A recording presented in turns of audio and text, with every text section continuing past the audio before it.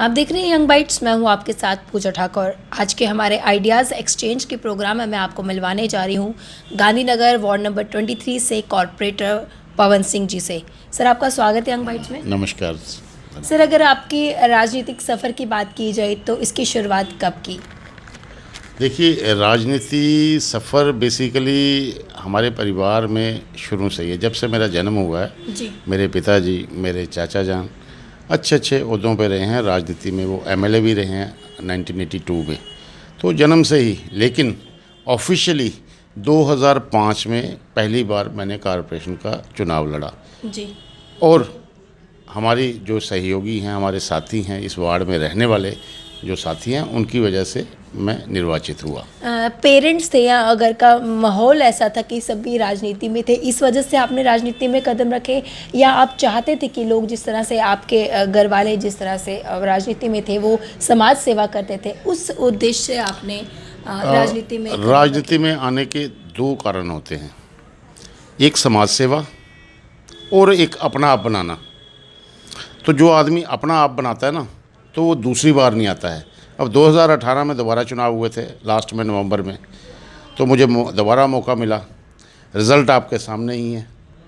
जितने भी हमारे यहाँ पे साथी रहते हैं उन्होंने वोट डाले, और कितने वोट पड़े, 90% वोट उन्होंने कास्ट कर दिए। कहने का मतलब ये है कि आदमी निष्काम भावना से अगर समाज का काम करे तो वो सदैव जीवित रहता है, वो कभी मरता नहीं। जी। समाज की अगर बात की जाए तो उनके लिए क्या कुछ काम आपने अभी तक किए हैं? ये हमारे समाज के जो साथी हैं ना, वो बताएंगे तो ज़्यादा बेहतर रहेगा, क्योंकि अपने मुंह से तारीफ़ करना अच्छी चीज़ नहीं है। जब लोग आपकी तारीफ़ करें तब आपकी काबिलियत का पता लगता है। काम क्या होता है?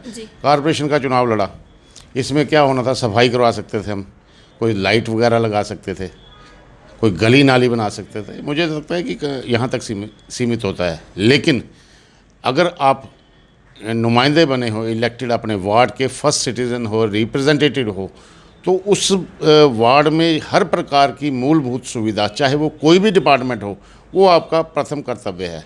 जो पहली बार किया, जो अब किया, सब काम करने पड़ते हैं, सफाई से लेके स्ट्रीट लाइटिंग। आप यहाँ देखिए, हमारे वार्ड नंबर 23 में 1136 पोल लगे हैं, और 1136 पोल पे लाइट लगी होगी। यहाँ पे सबसे समस्या क्या है? ह्यूमन वेस्ट डायरेक्ट नाली में है, सेफ्टी टैंक नहीं बने हुए। क्यों नहीं बने हुए? लोग गरीब हैं, एक एक घर में कम से कम 4-4, 5-5 फैमिलियाँ इकट्ठी रहती हैं। उसके बावजूद भी हमारे कर्मचारी वहाँ पे सफाई करते हैं, ऐसी सफाई करते हैं कि पूरे जम्मू शहर के लिए एक ये मिसाल है। इसके अलावा यहाँ पे बहुत गरीब लोग रहते हैं, विडो लेडीज़ हैं बेचारी, उनको पेंशन की सुविधा, बहुत तरह के काम होते हैं। नहर है, यहाँ नहर की सफाई चाहिए, यहाँ ग्रीन स्ट्रिप्स हैं, उनको डेवलप करना चाहिए, पार्क्स हैं, उनको रोड्स आप देख लीजिए, 15 साल से रोड्स नहीं बनी थी, आज देखें जाके अप टू डेट है। एक आध रोड शायद रह गई है, वो भी जल्द हफ्ते के अंदर शुरू हो जाएगी। मुद्दा क्या है कि लोगों को सुविधा देना। लोग क्या आखिर अगर लोगों की बात की जाए तो लोग किन किन मुद्दों पे आपसे बात करने के लिए आते हैं? ज़मीनी काम। मुझे मेरे यहाँ के वार्ड वासी या बाहर के कोई भी अगर काम कहे, हम कर देते हैं, क्योंकि वो काम कहते हैं कि वो तारे तोड़ने के लिए तो कहते नहीं है, वो टूट नहीं सकते। ज़मीनी काम कहेंगे ना, कोई गली के लिए कहेगा, कोई नाली के लिए कहेगा, कोई सड़क, बिजली, पानी, पेंशन, किसी प्रकार का काम भी हो, वो करना हमारा कर्तव्य है, वो करना भी चाहिए। क्योंकि कोई भी आपके पास आता है जब काम के लिए, तो वो एक उम्मीद लेके आता है, और जो नेता है उसको मन बनाना पड़ता है कि मैंने इसका काम करना है, बजाय उसको टालने की मैं कल करूँगा, परसों करूँगा, आप कल आइए। तो कल भी तो करना पड़ेगा, आज ही कर दो। उन्होंने आपको वोट डाल के एक आपको इज्जत दी है, समाज में आपका नाम बना है, तो उनकी इज्जत करना भी तो आपका धर्म है। उनकी इज्जत कैसे होगी? उन्होंने हमें बनाया काम के लिए, काम तो करना पड़ेगा, काम के बिना काम तो नहीं चलेगा। इसलिए मैं चाहता हूँ कि मेरी रिक्वेस्ट है सभी साथियों से, जो भी हमारे इलेक्टेड उम्मीदवार यहाँ से जीते हुए हैं, जम्मू से, बाहर से, उनके लिए आपके माध्यम से ये कहना चाहिए कि लोगों के काम करने की आदत डालिए। जिस तरह से गवर्नमेंट जो है, government of India smart city की बात करती है, हमारे आदरणीय प्रधानमंत्री मोदी जी भी स्मार्ट सिटी पे बात करते हैं। अगर आपकी बात की जाए, अपने वार्ड की बात की जाए, उसको स्मार्ट बनाने के लिए आने वाले समय में यहाँ अभी तक क्या कुछ किया गया है? शुरुआत हुई है, अभी सड़कों का काम शुरू किया है। आने वाले समय में यहाँ पे मेट्रो भी चलनी है, यहाँ पे फ्लाईओवर्स बनने हैं, यहाँ पे बड़े बड़े पार्क्स बनने हैं, लोगों को सुविधाएं भी देनी है, सीवरेज सिस्टम यहाँ पे होना चाहिए। और सबसे बड़ा मुद्दा जो हमारे यहाँ कस्टोडियन है। हम आज तक 73 साल आज़ाद होने के बावजूद भी किराएदार हैं। कहा गया था कि यूटी में, जब यूटी बनती है तो सब डिपार्टमेंट ख़त्म हो जाते हैं, जैसे स्टेट सब्जेक्ट ख़त्म हुआ, कोई भी आ जा सकता है।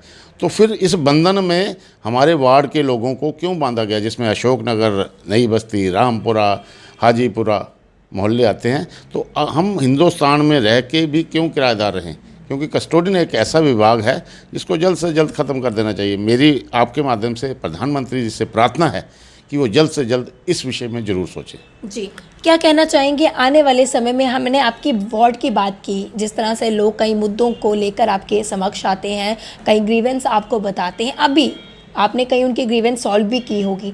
आने वाले समय में क्या सोचा आपने अपने वार्ड को निखारने के लिए? मॉडल कहने से नहीं, बोलने से नहीं, करके।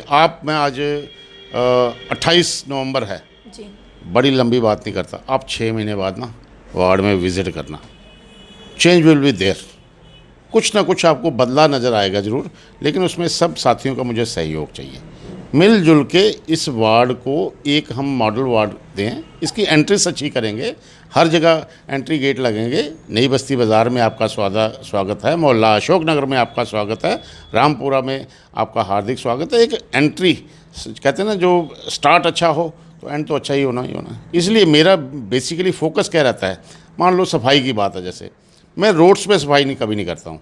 मैं अंदर जो गंदगी है ना उसको निकालने की कोशिश करता हूँ। आम तौर पे क्या होता है कि हमारे जो मुलाजिम हैं या अफसर हैं, तो वो बाहर की सफाई अच्छी तरह से कराते हैं। क्यों? क्योंकि वहाँ पे गवर्नर का विज़िट होता है, कोई अफसर, कमिश्नर सेक्रेटरी निकलते हैं, कोई मंत्री निकलेगा, तो अपनी नौकरी पक्की करने के लिए बाहर पूरी सफाई होती है, चूना वगैरह डाला था, लेकिन अंदर तो गंदगी भरी होती है।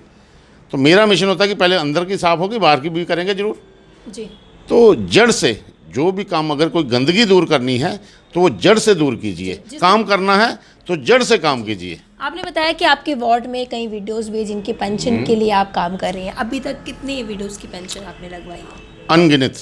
आप सोशल वेलफेयर डिपार्टमेंट है जो, पूछ लीजिए वहाँ से। ये नहीं कि कोई हमने अपने इलाके के, जहाँ भी, चाहे वो गंगयाल से था, चाहे वो चट्ठा से था, गोविंदपुरा से था, गांधीनगर से था, जो भी इलाका है, रायपरस्तवारी, बरजाला, इवन फ्लाईमडाल, जो भी कोई गरीब बुज़ुर्ग माता या बुज़ुर्ग साथी या कोई विधवा बहन अगर आई होगी तो उसका सम्मान किया गया होगा। और पेंशन तो मैं बड़ी नहीं कहता, लेकिन मोटा मोटी गिनती कभी नहीं करनी। जब आप काम की गिनती करने शुरू हो जाएगा ना तो आप कभी सफल नहीं होगे। आपको काम कर देना चाहिए। गिनती वो लोग करें जिनको इस चीज़ की ज़रूरत है। मुझे जहाँ तक लगता है कि आज तक 2005 से आज 2019 नवंबर तक मुझे लगता है कि मैंने 15,000 से ज़्यादा पेंशन लगवाई हुई है। इसका पूरा डाटा मेरे पास है। हर जगह मैंने आपको जगह भी बताई है।